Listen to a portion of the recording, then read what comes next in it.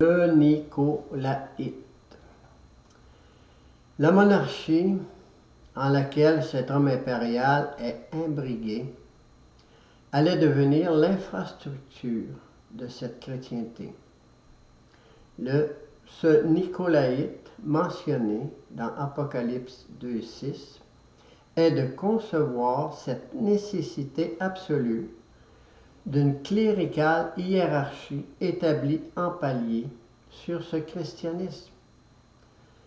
Cette nouvelle façon de concevoir l'Église allait non seulement ériger intentionnellement un mur de séparation entre Jésus et les troupeaux, de plus créer chez cet instrument clérical l'idée qu'ils sont supérieurs à leurs frères sur le plan spirituel, le signaler par des vêtements particuliers dont ils vont se vêtir, ainsi que les demeures qu'ils vont habiter. Dans la stratégie de la part du malin est de rendre ce Saint-Esprit répulsif à cette Éphèse, que celle-ci soit finalement rejetée par Dieu. La majorité étant favorable à ces œuvres des Nicolaïtes et ce faux jour de repos, la minorité de fidèles restant se voient tel que Jésus exaspéré par cette situation en laquelle l'Église d'Éphèse s'est engagée. Apocalypse 2,6. Cependant, tu as ceci pour toi. Tu détestes les œuvres des Nicolaïtes, œuvres que moi-même je déteste. Éphèse s'étant enlisé en cette structure cléricale, cela a créé une vaniteuse démarcation. Allons maintenant à cette rédaction d'Antoine Monastier, historien, concernant ce déclin de l'Église d'Éphèse. De ce fait, le mérite des œuvres qu'il favorisait se glissa insensiblement dans les doctrines d'un grand nombre d'églises, surtout en Orient et en France. Les évêques eux-mêmes furent bientôt exposés à toutes les tentations de l'ambition, de l'amour du monde et de l'autorité, car il était favorisé par l'empereur, en possession des temples païens ainsi que des honneurs accordés précédemment aux prêtres idolâtres et de leur crédit et comblés de richesses. Chaque fonctionnaire de l'Église suivant leurs traces vit sa considération s'accroître par les avantages extérieurs qui lui étaient faits, et comme ses chefs, il songea à en jouir. Les distinctions entre les ecclésiastiques et les simples membres de l'Assemblée s'installa toujours plus. Les dignitaires adoptèrent un costume particulier. La simplicité et l'humilité cédèrent la place à la vanité, à l'ambition et l'orgueil. La carrière ecclésiastique fut suivie par un grand nombre, en vue des avantages terrestres qui y étaient attachés. Un autre mal, bien grand aussi, fut la protection de l'empereur, qui résultait de la nouvelle position faite à l'Église, mais qui par le fait même lui nuisait. Car accepter un protecteur, c'était reconnaître la dépendance qui en résultait vis-à-vis celui-ci. On croyait avoir gagné un appui et l'on se retrouvait courbé sous le joug. L'Église chrétienne s'en aperçut bientôt. Les empereurs intervenaient dans les choix des évêques, des monopoles, s'assurant de leur soumission, et plus d'une fois, par le nombre et leurs créatures, influèrent sur les décisions du concile.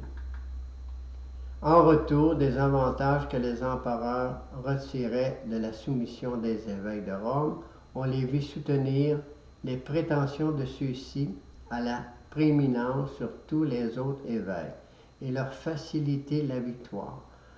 Par leur concours, les évêques de Rome firent reconnaître leurs titres et leurs prétentions de pape ou père des chrétiens. Leur culte se ressentit aussi de cette substitution du christianisme au paganisme comme religion de l'État. Le peuple idolâtre qui, cédant à la force des choses, avait fait profession de l'Évangile, avait apporté dans l'Église ses superstitions avec lui.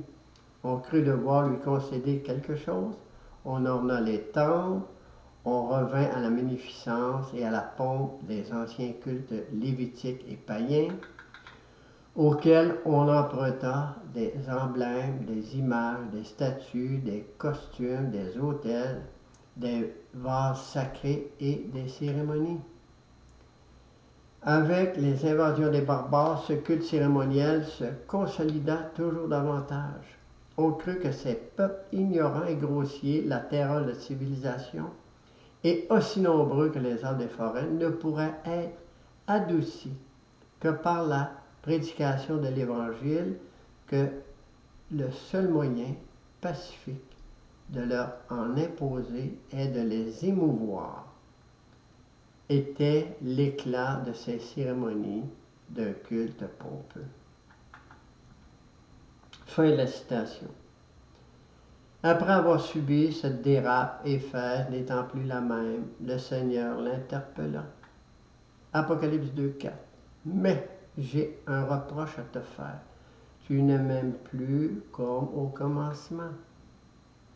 La composite de ce clergé que motivé par la gloire, richesse, opulence, haute position, ceux-ci démunis de cet état d'âme de serviteur qui, par amour pour Jésus, le servent à travers une totale et honnête gratuité, ce qui en est par excellence le critère.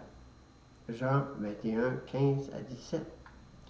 Après le repas, Jésus demanda à Simon-Pierre, « Fils de Jean, m'aimes-tu plus que ceux-ci? » « Oui, Seigneur, répondit-il, tu le sais, je t'aime. » Jésus lui dit, « Prends soin de mes agneaux. » Puis il lui demanda une deuxième fois, « Simon, fils de Jean, m'aimes-tu? » « Oui, Seigneur, répondit-il, tu sais que je t'aime. » Jésus lui dit, « Prends soin de mes brebis. » Puis il lui demanda une troisième fois, « Simon, fils de Jean, m'aimes-tu? » Pierre fut attristé de ce que Jésus lui avait demandé pour la troisième fois, « M'aimes-tu? » Et il lui répondit, « Seigneur, tu sais tout, tu sais que je t'aime. » Jésus lui dit, « Prends soin de mes brebis. » Éphèse, passé sous la juridiction de semblants d'apôtres, privés de la modestie requise, servant plutôt leur propre personne, attachés aux choses de ce monde. Le jardin de Dieu se voit en grande partie couvert de ses ronces et épines. Matthieu 13, 22. Celui qui a reçu la semence par les épines, c'est celui qui entend la parole, mais en qui les soucis du monde et les séductions des richesses étouffent la parole et la rendent infructueuse. Éphèse ne plus être en grande partie cette fructueuse bonne terre. Matthieu 13, 23.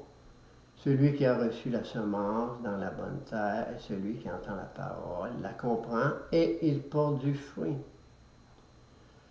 Traqué incessamment par Satan, Éphèse en est à bout de souffle, ce qui d'ailleurs fut prédit par Jésus. Matthieu 13, 24 à 28. Il leur proposa une autre parabole et il dit, « Le royaume des cieux est semblable à un homme qui a semé de la bonne semence dans son champ.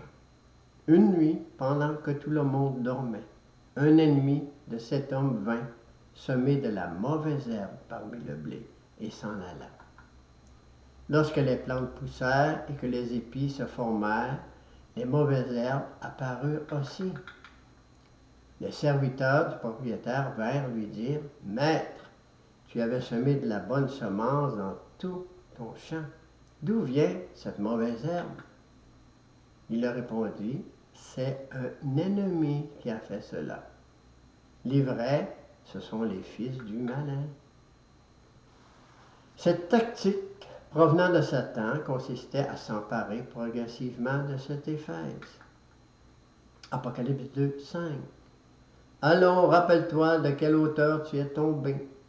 Rentre en toi-même, change d'attitude et vis de nouveau comme au commencement. Reprends ta conduite première. Retourne à tes œuvres originelles. Si tu ne changes pas, j'agirai. Je viendrai et j'ôterai ton chandelier de sa place actuelle, à moins que tu te repentes en toi-même et que tu changes. Après s'être enlisé dans cette apostasie, de quelle hauteur tu es tombé, Dieu lui demanda qu'elle change d'attitude, lui avoir accordé du temps pour le faire.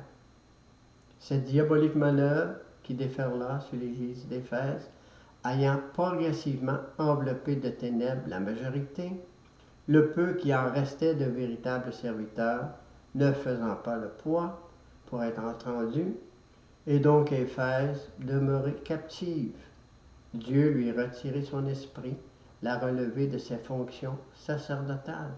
J'ôterai ton chandelier de sa place. Satan, ayant revêtu Éphèse de cette séduisante robe cléricale,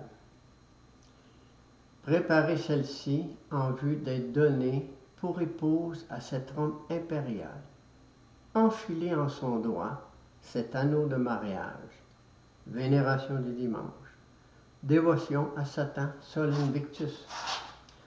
Regardez à partir du promontoire de la prophétie, là où l'arrière du décor devient visible, l'espace-temps que nous venons de parcourir, au moyen de vidéos et écrits tirés de l'histoire écrite, ne laisse aucun doute. Satan est parvenu à son objectif, avoir fait de ce christianisme débilité son instrument, mais sous des apparences d'appartenance à Dieu.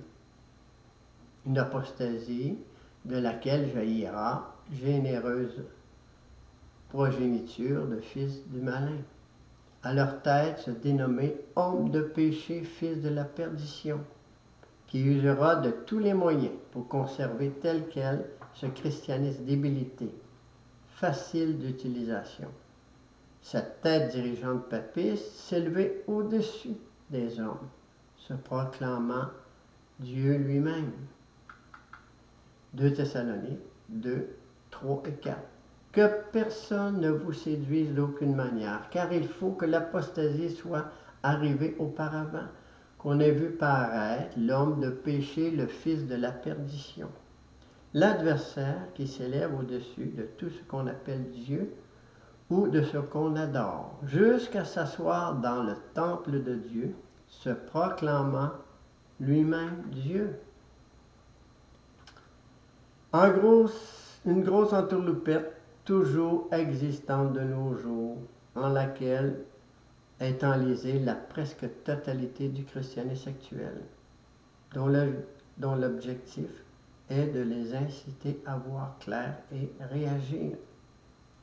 Éphèse devenue irrécupérable, Dieu appelle donc l'Église Smyrne à prendre la relève, afin que son œuvre salutaire se poursuive, que soient gardés intacts ses 10 commandements, directives du salut, exposés à des modifications.